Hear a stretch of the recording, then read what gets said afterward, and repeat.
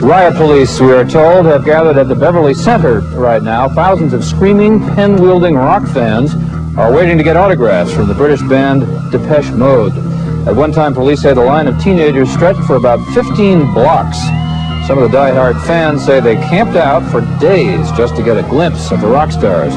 The band members are at the Warehouse Record Store tonight to promote the release of their new album, Violator. We thought it was going to be about 30 people, and it turns out it's about 17 to 20,000. It's unbelievable.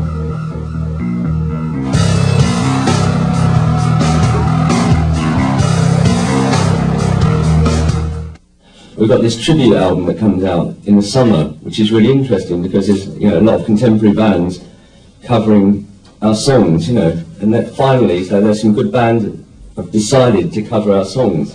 Martin Gore is an amazing songwriter, and he's written so many good songs, or great songs, that I can't take it. It's all these songs that I think, songs that we would hear and be like, why didn't we think of that? It's just so perfectly simple and perfectly brilliant.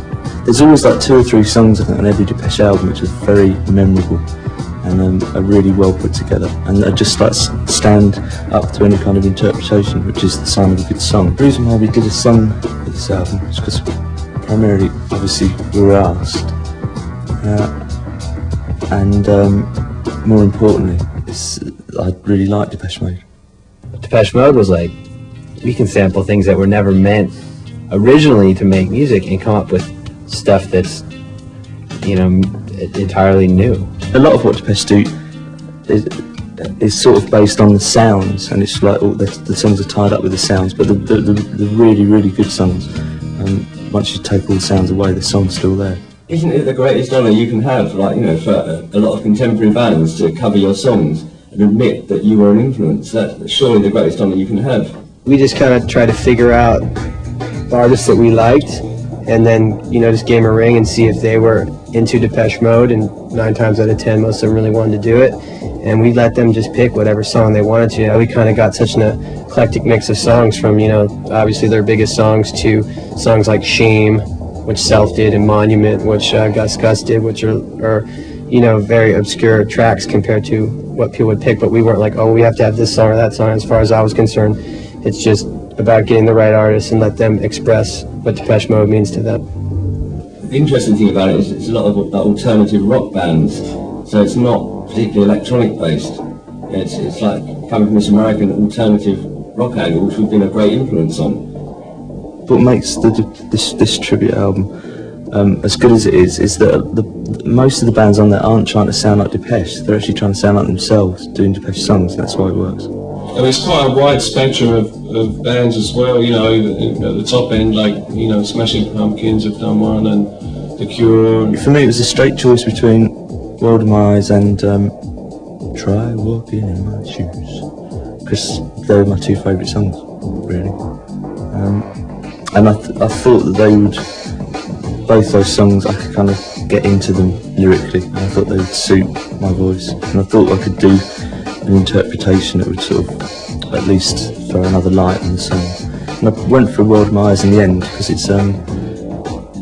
just felt more natural. I tried both of them at home and that just worked straight away.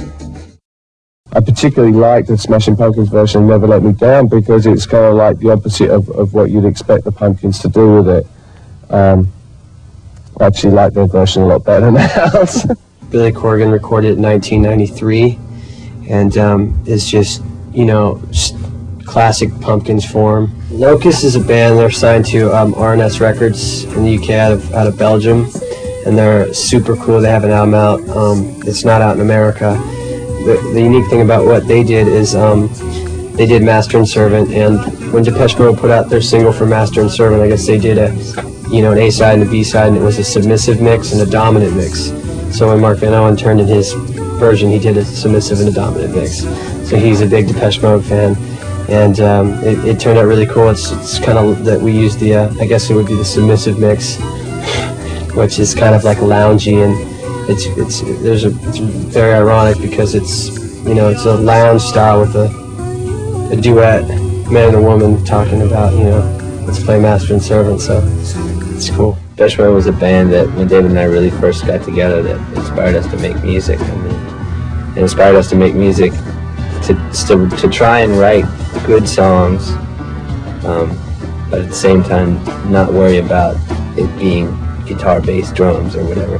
We could produce them, use our wild imagination to produce them, and have it not sound like anything else. And it still, that doesn't take away from them being good quality songs.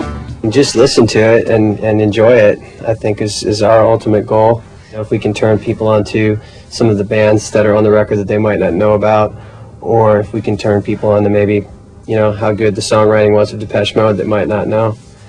I think that's pretty much the goal. Judging by the quality of the album, which I think is exceptionally high, the best collection of cover versions I think on one album I've ever heard. He writes great songs. I mean, you could sit down to a piano and play any Martin Gore songs, and it'll sound like a good song. So it just takes a good band to do what they do with the song, and it's going to come out cool. And that's what happened.